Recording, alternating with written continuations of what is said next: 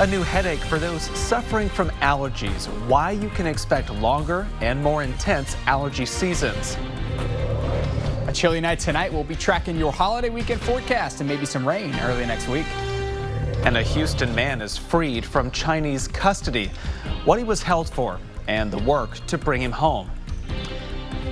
But first, before they enjoyed Thanksgiving dinner, more than 21,000 people participated in a longtime Austin tradition.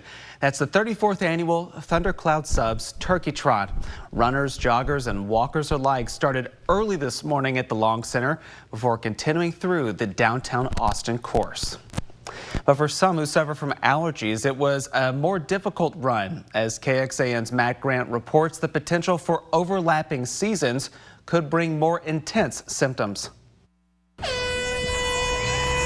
While runners race to the finish line, some noses are racing too, thanks to allergies. My nose runs a lot. For Charlie Henderson and his aunt, Austin's Turkey Trot isn't the only seasonal tradition. I have to take nose spray every morning, so it's easier to breathe out of my nose because I'm real congested. Mine's pretty seasonal, but it's mostly when mold and cedar are high, puffy eyes, pretty bad headaches. The pain likely to be felt even more this year. There seem to be more allergies coming earlier, lasting longer, with more intense pollen seasons. Dr. Alan Lieberman is a board-certified allergist with Austin Family Allergy and Asthma. He says plants are producing more pollen as allergy seasons, typically spaced apart, overlap, with ragweed lasting longer and cedar starting sooner. A lot of this is a result of climate changes that we're seeing earlier, longer, more intense seasons. According to the latest EPA data, ragweed pollen season is lasting longer, in some cases by almost a month across the central U.S. and Canada. Your head hurts all day. It's not fun. That's why Jocelyn Johnson isn't taking any chances. We've seen an allergist in our family, and we're taking shots for that just to try to get ahead of it so we don't end up with sinus infections, which we usually do by January or February of each year. How miserable is it for you? It's pretty miserable. KXAN uses an automated pollen sampling machine to give you an up-to-the-minute count, which right now shows mold is very high. You can find the latest information on our website at kxan.com/allergy. Matt Grant, KXAN News. Matt, thank you. Lieberman said that some of his patients are reporting their usual go-to medications and nasal sprays are not as effective as they used to be because allergy seasons have become so intense. First warning weather with Chief Meteorologist Nick Bannon. Oh, we have a pollen count right now update for you. Mold high trending up, grass and medium phloem also up in those trends there. Ragweed is low, as Matt mentioned. KXAN.com/allergy has those 24/7 updates for you. Hope y'all had a fantastic Thanksgiving so far. It was a bit of a chilly day today in Central Texas, still in the 50s. Right along 71 Beat Cave, courtesy of Covert Beat Cave Auto Mall. We have some low-level clouds, and we are dry. Now, compared to where we were yesterday, remember how warm it was for your Wednesday? We're now 24 degrees cooler today in Austin. How about up towards San Saba, Mason, and Llano County? 31 degrees cooler. East of I-35 also dealing with just much chillier weather today. Still in the 50s, 53 Austin, 52 Georgetown, 50 in Burnet, 56 Lockhart, down toward Fredericksburg, Gillespie County in the upper 40s, and temps, well, they're about to drop. Dealing with those clouds and a few light showers up toward Waco, but it's so dry, not a lot of this is falling to the surface. So if you're planning to drive up and down I-35, I don't think you have to worry about any sort of rain showers, as our dew points are in the low 20s. So it's definitely, you can feel the dry air that's in place. Here's what I'm tracking. Chilly morning tomorrow. We have 2 freeze warnings for several counties in our area. We'll talk about your weekend forecast and also rain chances for several days. We could be getting some showers. We need the rain. I'll show you when in just a bit. Tommy, thanks so much. One of the 3 Americans released from China is from Houston. He was imprisoned for more than 12 years on drug trafficking charges despite insufficient evidence. Now he's been released after years of struggle, advocacy, and diplomatic efforts. Bill Barajas has details. Mark Sweetan spent over a decade in Chinese prison. Family, friends, and elected leaders calling for his release. His mother, Catherine, releasing this short, dark clip 9 years ago. I want to appeal to the Chinese government for my son's life. The case in its early stages. Sweetan would later be sentenced to death with a reprieve in 2019. According to a review and report of Swedan's case compiled in 2019 by the United Nations Working Group on Arbitrary Detention, Swedan had been badly mistreated while in detention, exposed to poor sanitary conditions, and denied medical treatment. He was also subjected to low temperatures in winter and to excessive heat in summer and lost a significant amount of weight. In 2023, several state leaders put together a resolution demanding that Swedan be released. Senator Ted Cruz, one of them. This resolution not only calls for Mark's immediate release, it also condemns China for withholding from Mark access to his family and to proper medical care. Furthermore, it calls upon the Biden administration to prioritize efforts to secure Mark's release. Bill Barajas with that story. A look at some other headlines today. Israeli strikes killed at least 17 Palestinians across the Gaza Strip. The escalation comes a day after Israel and the Iranian-backed Hezbollah started to observe a ceasefire in Lebanon. Those strikes hit one of Gaza's 8 historic refugee camps. Israeli planes carried out several airstrikes, destroying a multi-story building and hitting roads outside of mosques. According to health officials, those strikes alone killed at least 7 people. A judge for the Southern District of New York has denied bail for Sean Diddy Combs. Combs is currently in jail at Brooklyn's Metropolitan Detention Center for his sex trafficking and racketeering case. Prosecutors argued that letting Combs out of jail would be detrimental. And inflation's steady decline over the past 2 years has stalled as consumer prices increase. According to the Federal Reserve's preferred inflation gauge, consumer prices rose 2.3% in October from a year earlier.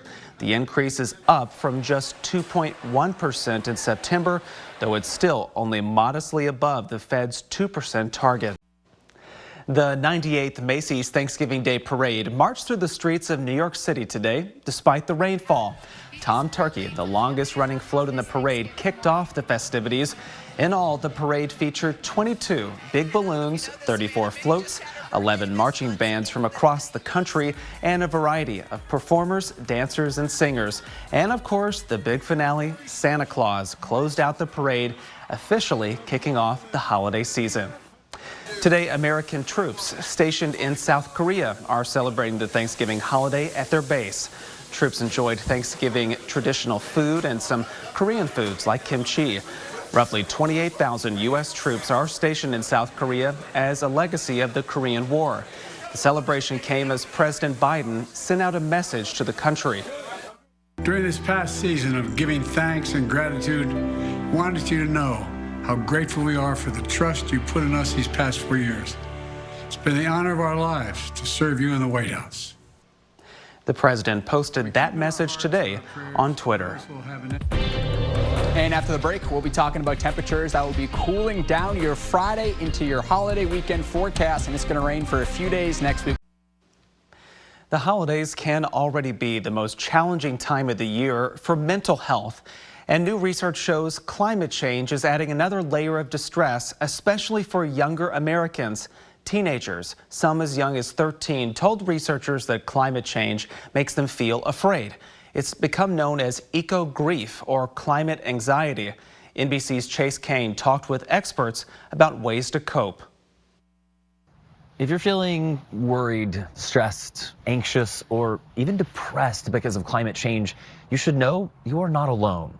I've previously shared my struggle with this. I'm one of them, and it's the same for millions of other people. I mean, new research published in The Lancet shows that 43% of Gen Z Americans say climate emotions are impacting their mental health. 85% of Gen Z is worried, and roughly 70% of millennials too. Yeah, it's not a good feeling, and I think a lot of Gen Zers are really feeling that as well, because they're thinking, will I even have an adulthood? Can I even have children? Like those sorts of scary things. It is a depressing thought looking ahead into the future. Yeah, I mean, it's just super sad that people don't see it as something that needs to be taken care of right now. But experts say it's also important that we understand that those feelings are not a problem with us. It's quite the opposite, actually. Eco-anxiety as a term might make some people think of, oh, diagnosis, oh, a clinical condition. It's not. It's not in the DSM. It's not a mental health disorder. It's a sign that we are awake and that we are connected and that we care, that we feel this form of distress. Britt Ray studies eco-grief at Stanford University and wrote a book on it called Generation Dread. And those hard emotions, I would argue, the eco-distress needs to rise to the surface and be met head-on for the transformative work to begin. We won't get there by continuously feeling comfortable and pretending ourselves away from the pain. She and other experts agree that communicating how we're feeling is a great start. And if you want to do that with the help of a professional, you can search for a climate-aware therapist through the Climate Psychology Alliance. Talk about it in therapy, talk about it at school, talk about it at the workplaces. And in that process, we will feel better ourselves because we will realize we're not alone. And we will also break down the false social reality that we're the only ones and start developing more momentum. The next thing that you can do is you can be mindful. This is a good self-care practice. Wait a minute.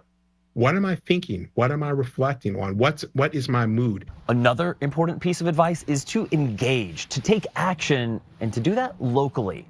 Now, that can look different for everyone, but maybe you start cleaning up a beach, volunteer for climate research at a local university, or plant trees. Local climate action can bring purpose and connection. It'll help introduce you to other like-minded people, and that helps build community. Local action gives me so much more hope. I don't know why. I feel like things tend to change a lot faster, and that can lead to systemic changes, which are really cool. Motion is lotion.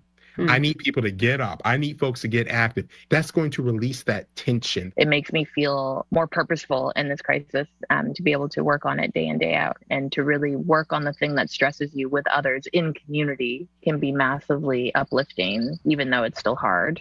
In Los Angeles, I'm national climate reporter Chase Kane. We haven't had a chance to say it just yet to everybody who's watching us at home, but happy Thanksgiving to all of you out there, and happy Thanksgiving to you, Tommy. Happy Thanksgiving to you, Will. Yeah, it's really nice to be able to work on this day with our incredible team here, and Tommy, the weather is kind of accompanying that. It's very nice outside. Perfect timing for that cold front, right? I mean, we woke up today, it was nice and chilly, and that's going to be the trend all throughout the weekend. Yeah. So let's talk about that forecast right now. Here's Bastrop, our Alley Medical Emergency Room camera. You see the winds blowing there with the flags. Currently, low 50s, winds out of the north, humidity at 34%, and relatively overcast conditions. Now, gusty up to 20 miles per hour at times. We'll see these wind gusts kind of subside throughout the late afternoon into the evening hours. Big picture across Texas, few tiny light showers, eastern portions of the state, but most of us are dealing with dry and overcast weather throughout the overnight hours tonight. Next 24 hours going from the 50s back down to the 40s by 10 p.m. and then overnight starting off in the upper 30s, low 40s in the Austin area, and then back up to just 60 degrees again tomorrow. So another chilly day in store. Clouds will clear out as we progress overnight tonight, and then we should be mostly sunny to kick off your Friday, and temperatures will continue to stay on the chilly side. If you're brave enough to stand outside during Black Friday shopping, notice the freezing line. Several counties west of Austin could be starting off in the upper 20s, low 30s. We'll stay at 38 out the door early tomorrow. That is cold, well below that seasonal average in the low 40s. Freeze warning for two of our counties, Mason and San Saba, with those chilly conditions for your Friday, and that trend will probably continue, maybe have more freeze warnings for early Saturday. Day planner for your Friday, 40 degrees at 7 a.m. in Austin, then by noon, 53 degrees, 60 by the afternoon hours. We'll start off with a mix of clouds and sunshine, and that will be carrying through the rest of the day into the weekend. 65 on Saturday, 67. 67 is actually our normal high this time of year, so seasonable Sunday, but overall dealing with just fantastic weather for this time of year.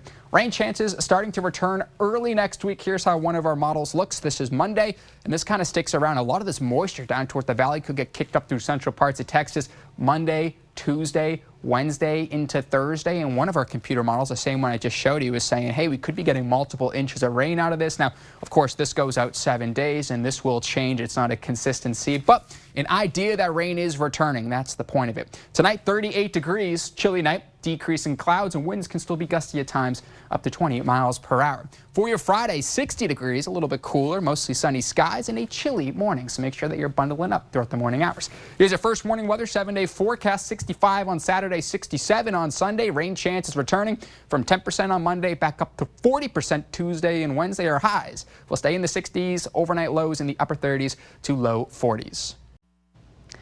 Families across the country are enjoying their Thanksgiving feast. This year, as a Texas family gathers around the table, they have a lot to be thankful for, including food they're sharing with the rest of the world. Jay Gray has their amazing story. Inside this modest Fort Worth restaurant, customers and now critics say the Cortez family makes some of the best beef birria dishes, tacos, tortas, quesadillas in the world. It's all good. It's really good. 5 years ago, Rogelio Cortez Jr. was working as a commercial roofer and says the only time he thought about a restaurant is when he was hungry, never considering he and his family might own one. Never in a million years I would imagine this. We're here now talking to you. This is just crazy. It's a dream. The son of Mexican immigrants, he calls it the American dream, born from personal tragedy. After a back injury left him without a job and in need of surgery. My legs were going numb already. I was having trouble to walk already. With just $1,000 left in his savings, searching for a way to make ends meet, he started selling his mom's menudo, a traditional Mexican soup, from their driveway on weekends, adding tacos and a couple of tables in a few weeks as lines started to stretch through his neighborhood. With the crowds growing, his dad, Rogelio Sr., emptied his 401k, all the money he had saved to retire from his job as a welder, buying this food truck, where even through the pandemic, the business continued to grow. 3 months later, thanks to God, I was able to get my surgery after I opened the food truck. And repay his dad's initial investment. Then, just over 2 years after selling tacos from his driveway, Rogelio and his family opened a brick-and-mortar restaurant, Birria y Taqueria Cortez. Yeah, some more sleepless nights. So we come from, my dad was a welder, I was a roofer, so we had zero restaurant experience. What they clearly do know is how to make delicious food. It's just really good.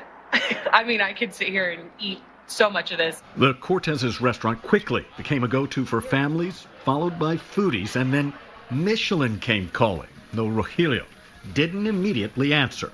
Did you know anything about Michelin? Have you known anything about Michelin? Not until about 3 days before the ceremony. That's when I learned about Michelin. A customer told him the holy grail of restaurants was considering adding his taqueria to its first ever Texas guide. So I go on my emails and type in Michelin, there you go. Since September, they were emailing me, and I didn't even see them. So I was just like, no, I thought it was just spam. He scrambled to get all the necessary paperwork filed, fearing it was already too late, then nervously watched online as the results were announced. Cortez, Fort Worth. His restaurant given a Michelin-recommended rating. So I still can't explain. It's really a 1 in a million. I couldn't believe it. 1 in a million. Kind of like starting with 10 pounds of taco meat in your driveway to selling 6,000 tacos a day in one of the world's best restaurants. Jay Gray, NBC News, Fort Worth.